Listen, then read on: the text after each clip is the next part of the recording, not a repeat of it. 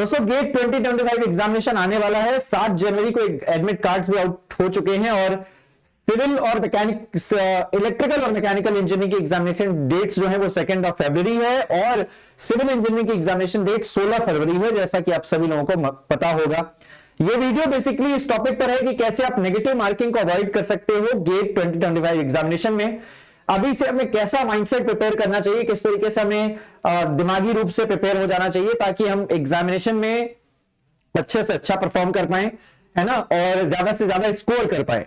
देखिए नेगेटिव आप ज्यादा अटेम्प्ट करोगे तो आपके गेट स्कोर पर अफेक्ट करेगा, है ना। तो ये सेशन इसी के ऊपर है, किस तरीके से आप नेगेटिव मार्किंग अवॉइड करते हो। अगर आप नेगेटिव मार्किंग ज्यादा करते हैं तो ये आपके गेट स्कोर को कम करेगा और एज वेल एज आपके पीएसयू या आईआईटी का जो सपना है वो पूरा नहीं हो पाएगा। एक छोटे से 1 नंबर या 2 नंबर से काफी रैंक नीचे चली जाती है और जिसकी वजह से पीएसयू या आईआईटी में जिस ब्रांच से अगर आप एमटेक करना चाहते हैं तो आपको सब्जेक्ट नहीं मिलता, वो ब्रांच नहीं मिलती, और अगर आप पीएसयू में जाना चाहते हैं तो उस कम रैंक की वजह से आपको कॉल नहीं आती है किसी भी पीएसयू में। तो ये कुछ इफेक्ट देखने को मिलते हैं एक खराब गेट स्कोर के कारण।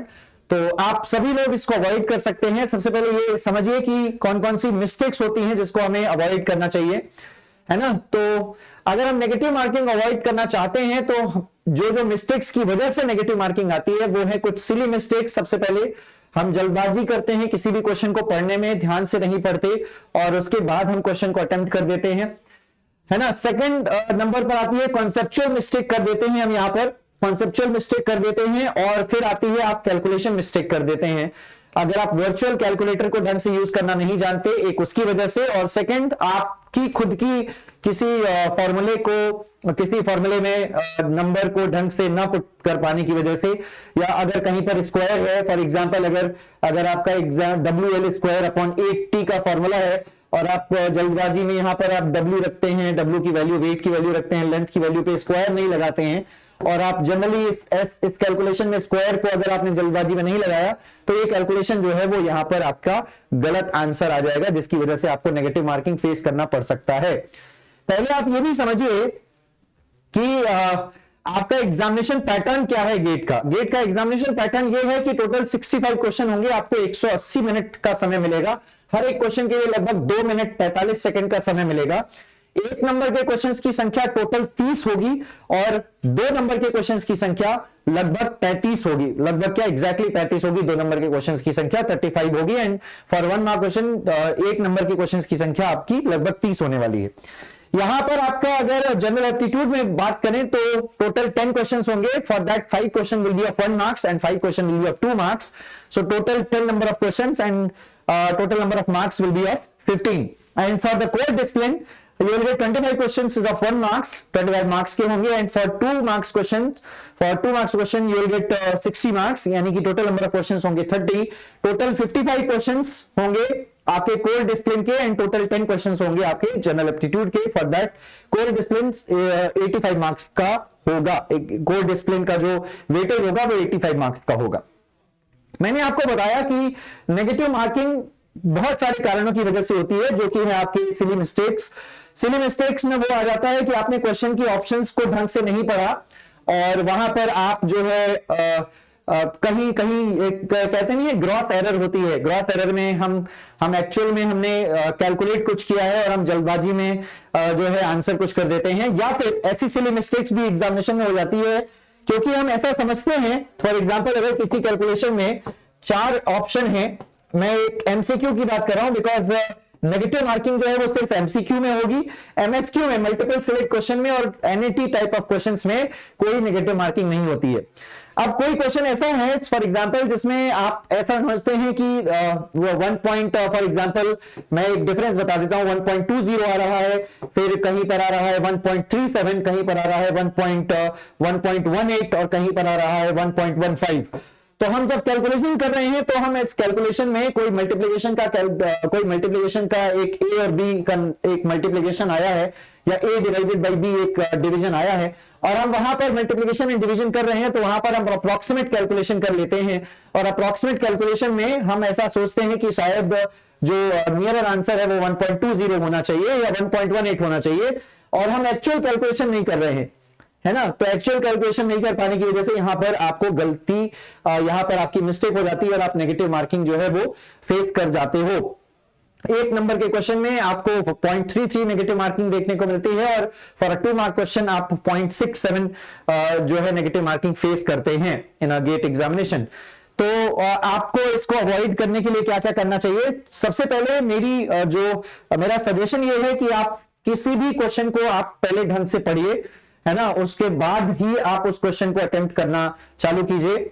मैं एक रफ आइडिया दे दूं कि अगर आप 1 नंबर के क्वेश्चन को 1 मिनट में सॉल्व कर लेते हैं तो आपको 2 नंबर के क्वेश्चन को सॉल्व करने के लिए फॉर 2 मार्क क्वेश्चन आपको एटलीस्ट कम से कम 4 मिनट के आसपास का समय मिल जाता है। उस 4 मिनट के उस 2 मार्क के क्वेश्चन के लिए जो 4 मिनट का समय मिलता है, उसी 4 मिनट के समय में आपको उसको कंसेप्चुअल जो है आपको क्वेश्चन समझ में आना चाहिए, क्या फॉर्मूला लग रहा है उसको वो समझ में आना चाहिए। उसके बाद आपकी कैलकुलेशन कैसी जा रही है वो एक्यूरेट जानी चाहिए।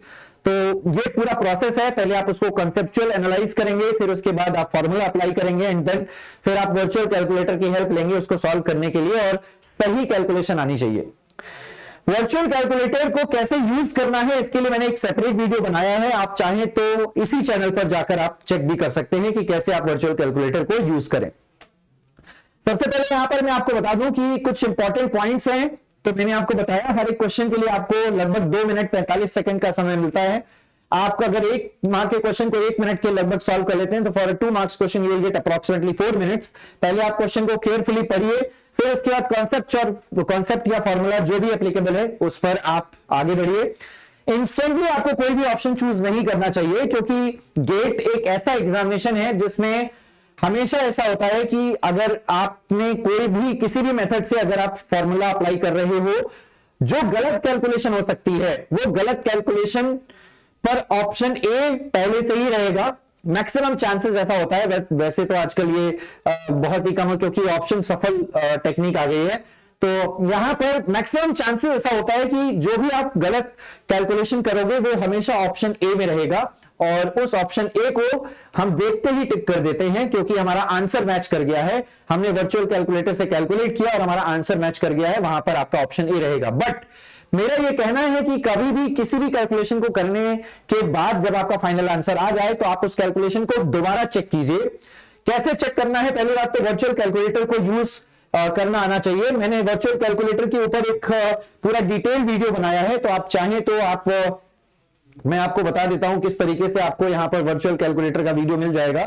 तो आप केजीएस इंजीनियर्स के इसी चैनल पर आएंगे, मैं आपको यहां पर कंप्लीट बता देता हूं। केजीएस इंजीनियर्स के आप इस चैनल पर आएंगे और आप यहां पर वीडियो सेक्शन पे देख सकते हैं जाकर, आपको यहां पर मैंने वर्चुअल कैलकुलेटर के ऊपर वीडियो बनाया हुआ है कि how to use virtual calculator. ये है वीडियो, इस पे मैंने डिटेल में आपको बताया है कि कैसे वर्चुअल कैलकुलेटर मिलेगा। तो वर्चुअल कैलकुलेटर सबसे पहले आप ओपन कर लीजिए, मैं आपको ओपन करके दिखा देता हूं। सो वर्चुअल कैलकुलेटर मैं यहां पर सर्च करता हूं, टीसीएस आईओन की वेबसाइट पर मिल जाएगा। इस वर्चुअल कैलकुलेटर में कई बार कैलकुलेशन मिस्टेक हो जाती है। फॉर एग्जांपल अगर मैं बात करूं यहां पर कोई भी मैं एक उदाहरण ले लेता हूं, तो सपोज कीजिए कि मैं एक स्टैट कैलकुलेशन का उदाहरण ले लेता हूं। WL²/8T का एक एग्जांपल है, मैं इलेक्ट्रिकल इंजीनियरिंग के लिए पढ़ा रहा हूं, तो स्टैट कैलकुलेशन का एक उदाहरण ले रहा हूं। WL²/8T है, सपोज कीजिए weight is of 2500, length is of 130 metres, 130 का square divided of 8 times of tension is of 1500 for example. तो यहां पर आपको स्टैट कैलकुलेशन आ जाएगी। तो मैं कोई भी नंबर रैंडमली चूज कर लेता हूं और यहां से इसको सॉल्व कर रहा हूं। तो यहां पर जब मैं इसको वर्चुअल कैलकुलेटर में सॉल्व करूंगा तो मुझे सबसे पहले पता होना चाहिए कि मुझे इसमें डिनोमिनेटर को सबसे पहले सॉल्व करना है और फिर इसके बाद डिनोमिनेटर को सॉल्व करने के बाद उसको स्टोर करना है, देन न्यूमरेटर को सॉल्व करके डिवाइड करना है एंड देन आपका मेमोरी रिकॉल बटन प्रेस कर लेना है। ये पूरा एक बेसिक प्रोसेस है। बट एक बेसिक कैलकुलेशन मिस्टेक में क्या है, सपोज कीजिए कि आप डिनोमिनेटर आपने एंटर कर लिया परफेक्टली, उसके बाद आप न्यूमरेटर जब एंटर करने गए तो आप बाय मिस्टेक यहां पर स्क्वायर करना भूल गए, 130 स्क्वायर करना भूल गए आप। सपोज आपने 130 स्क्वायर करना था तो 130 और आप स्क्वायर करना भूल गए, आपने मल्टीप्लाई किया या फिर आपने स्क्वायर पर प्रेस किया बट बाय मिस्टेक माउस के किसी बटन की वजह से स्क्वायर प्रेस नहीं हुआ। तो गेट में ऐसा भी चांसेस होता है कि जब आप इस मिस्टेक को करोगे तो वहां पर जो रॉन्ग आंसर है वो भी आपके ऑप्शन में रहेगा और फिर आप सोचते हो कि यही सही जवाब है और फिर आप उसको जल्दबाजी में टिक करके चले आते हैं। तो इन्हीं मिस्टेक्स को अवॉइड करने के लिए आपको क्या करना चाहिए, आपको कैलकुलेशन को एक बार दोबारा रीचेक कर लेना चाहिए ताकि आपकी कैलकुलेशन जो है वो वहां पर सही हो। जनरली बहुत बार ऐसा होता है कि आप ये गलती कर लेते हैं और यही गलती आपकी सिली मिस्टेक्स में आती है। जब आपकी आंसर की आती है, आप चेक करते हैं तो आपको समझ आता है कि आपने जो है बहुत सिली मिस्टेक कर दी। आपको सब कुछ आता था, आपको फॉर्मूला याद था, आपने फॉर्मूला सही लगाया, आपने सारी वैल्यूज सही रखी, बट आपकी एक गलत कैलकुलेशन ने आपका जो है 0.67 का नेगेटिव मार्किंग जो है वो लेकर आ गया किसी 2 नंबर के क्वेश्चन में। तो मेरा यही कहना है कि आप कुछ इन मिस्टेक्स को जरूर ध्यान रखें जो मिस्टेक्स की जा सकती हैं, तो आपको ऑप्शन इंस्टेंटली चूज नहीं करना चाहिए। उसके बाद यहां पर अगर मैं बात करूं तो कुछ पॉइंट्स को जरूर ध्यान रखिए कि आप हमेशा मॉक्स को उसी समय दीजिए जिस समय आपका एग्जामिनेशन शिफ्ट है। फॉर एग्जांपल अभी आपको पता चल गया होगा कि आपका एग्जामिनेशन जो है वो 2:30 to 5:30 है या 9:30 to 12:30 है, तो आपको ये पता चल गया होगा। तो उसी शिफ्ट के टाइमिंग पर ही आपको अपने मॉक्स देने चाहिए आपका, ताकि एक टाइम सेट हो जाए और अभी से मॉक्स जो है वो देना स्टार्ट कर दीजिए। अगर आपने अभी तक स्टार्ट नहीं किया है तो इवन काफी पहले से शुरू कर देना चाहिए मैं तो कहूंगा, बट मॉक टेस्ट देना है तो उसी समय दीजिए ताकि आपका वो टाइम जो है वो सेट हो जाए और हर दिन उसी समय दीजिए। एग्जामिनेशन के दिन पर आपको थोड़ा सा ये जो है फैमिलियर हो जाते हैं आप उस समय से, और आप उस समय के इतने ज्यादा आदी हो जाते हैं कि आप उस समय पर ही अपना पूरा पेपर फिनिश करते हैं। थोड़ा सा इसकी आदत लग जाती है, तो आपको ये पॉइंट आपको जरूर ध्यान रखना चाहिए। उसके बाद आपको आप ज्यादा से ज्यादा क्वेश्चंस को सॉल्व करें ताकि आप सिली मिस्टेक्स को अवॉइड कर सके, ठीक है ना। या तो आप टॉपिक वाइज टेस्ट दीजिए या फिर आप सब्जेक्ट वाइज टेस्ट दीजिए, बट ज्यादा से ज्यादा क्वेश्चन सॉल्व करना चाहिए। पीवाईक्यूज ज्यादा से ज्यादा अटेम्प्ट करने चाहिए। और हाँ, एक बात जरूर ध्यान रखिए कि वर्चुअल कैलकुलेटर का यूज जरूर करना चाहिए जो टीसीएस आयोन की वेबसाइट पर है। आप साइंटिफिक कैलकुलेटर जो आपके पास अवेलेबल है 100 ms या 991 ES उसका यूज ना करें। वर्चुअल कैलकुलेटर से ही हमेशा आप अपनी कैलकुलेशन करें। एक टैब में अगर आपका मॉक टेस्ट ओपन है तो दूसरे टैब में साइड बाय साइड आप वर्चुअल कैलकुलेटर को ओपन रखेंगे and with the help of mouse. ये भी ध्यान रखिए कि आपके पास एक माउस होना चाहिए, ठीक है ना। वो माउस भी आप ऐसा चूज करें कि वायर्ड माउस हो, वायरलेस माउस ना हो, क्योंकि अगर आप वायर्ड माउस का यूज करोगे तो आप उससे भी फैमिलियर हो जाओगे। अगर आप वायरलेस माउस का यूज करते हैं तो प्लीज अवॉइड इट, क्योंकि वहां पर वायर होता है, आप सबको पता है ना।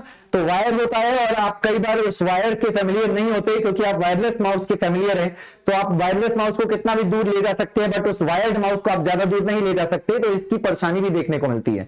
तो वायर्ड माउस का प्रयोग करें और हमेशा वर्चुअल कैलकुलेटर का एक टैब ओपन करके और क्लिकिंग स्पीड को बढ़ाइए अपनी, जो आप कर्सर की स्पीड है इस स्पीड को बढ़ाइए ताकि आप फ्रीक्वेंटली एक टैब से दूसरे टैब में, एग्जामिनेशन में ऐसा नहीं होगा एक टैब से दूसरे टैब में, बट वहां पर क्लिक जरूर करना पड़ेगा वर्चुअल कैलकुलेटर के लिए। तो जब आप क्लिक करेंगे तो वहां पर क्लिकिंग स्पीड एंड जो फ्रीक्वेंसी है वो आपकी काफी ज्यादा हाई होनी चाहिए। ये ध्यान रखने वाली बात है। किसी भी क्वेश्चन में अगर आप अटक जाएं, अगर आप कॉन्सेप्ट नहीं गेन कर पा रहे हैं कि क्या कॉन्सेप्ट है, याद नहीं आ पा रहा है, तो आपको वहां पर पैनिक नहीं होना है। इजी क्वेश्चन है बट आपको 2 ऑप्शन में कंफ्यूजन है, तो वहां पर पैनिक नहीं होना है। नेक्स्ट क्वेश्चन पर मूव कीजिए, क्योंकि आपको लास्ट में बहुत समय मिलेगा। एक बार पहले आपको सारे वो क्वेश्चन कर लेने चाहिए जो आपको आते हैं। अटेम्प्ट दोस क्वेश्चन फर्स्ट जो आपको आते हैं, फिर उसके बाद आपको नेक्स्ट क्वेश्चन, फिर उसके बाद उन क्वेश्चंस पर अटेम्प्ट कीजिए जहां पर आपको डाउट है या फिर जहां पर कैलकुलेशन वाले क्वेश्चंस हैं। फिर उसके बाद अगर मैं बात करूं यहां पे, तो आप नेट जो न्यूमेरिकल टाइप्स ऑफ क्वेश्चंस होते हैं उसको कैलकुलेशन को रीचेक करना है। मैंने आपको बताया कैलकुलेशन में कई बार गड़बड़ हो जाती है, तो न्यूमेरिकल टाइप ऑफ क्वेश्चंस के लिए आपको कैलकुलेशन को दोबारा चेक करना चाहिए। मेरे साथ कई बार होता था, एक बार मैंने कैलकुलेशन की, मैंने चेक किया वो ऑप्शन में है, बट मैंने ध्यान दिया, दोबारा चेक किया तो एक्चुअल आंसर कुछ और निकला और फिर आंसर वो भी था ऑप्शन में। तो रीचेक जरूर करना चाहिए कैलकुलेशन को। मल्टीपल सेलेक्ट क्वेश्चन में क्या गड़बड़ी होती है मैं बताता हूं। क्या होता है कि ऐसा जरूरी नहीं है कि मल्टीपल सेलेक्ट क्वेश्चन में 4 के चारों ऑप्शंस जो हैं, 4 में से एटलीस्ट 2 सही हो या 3 सही हो, ऐसा जरूरी नहीं है। एक ऑप्शन भी सही हो सकता है, लेकिन हमारी आदत चूंकि एमसीक्यू की लगी हुई है, जो पहली बार एग्जामिनेशन देने जा रहे हैं या दूसरी बार, इनके साथ गड़बड़ियां हो जाती हैं। एक एमसीक्यू की आदत लगी हुई है, हमने एक ऑप्शन को सही देखा और हमने टिक कर दिया और हम आगे बढ़ गए। But MSQ type of question में 2 ऑप्शन सही हो सकते हैं, तो आपको चारों ऑप्शन को अच्छे से रीड करना चाहिए, चारों ऑप्शन को अच्छे से पढ़ना चाहिए और एमएसक्यू क्वेश्चन को अटेम्प्ट करना चाहिए। आपको स्पीड मेंटेन करनी चाहिए बिगिनिंग से।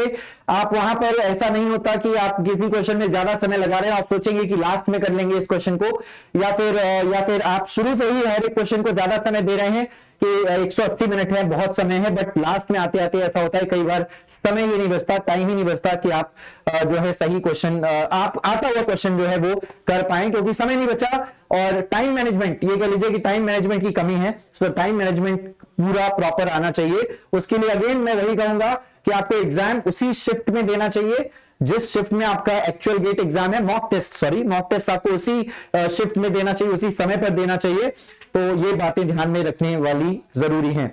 आपको कॉन्फिडेंट रहना है पूरे के पूरे प्रिपरेशन के दौरान और पेपर के दौरान भी, क्योंकि आपने एग्जामिनेशन से पहले अगर आप थोड़ा सा पैनिक रहेंगे और अगर आप एक प्रॉपर रेस्ट नहीं लेंगे, मेरे साथ हुआ था, प्रॉपर रेस्ट नहीं ले पाने के कारण एग्जामिनेशन टाइम में 1 साल मेरा जो है वो बेकार पेपर गया था। काफी कम मार्क्स मेरे आए थे क्योंकि मैं प्रॉपर पूरी रात रेस्ट नहीं ले पाया, और फिर एग्जामिनेशन टाइम पर 2:30 बजे से 5:30 बजे के बीच में जो समय दिमाग है उतना इफेक्टिवली काम नहीं करता। तो इन बातों का आपको ध्यान रखना चाहिए कि आप जो है काम रहें, है ना, बिल्कुल कॉन्फिडेंट रहें कि जितना आपने पढ़ा है वो काफी है, और एग्जामिनेशन जो है उतने से ही बनेगा।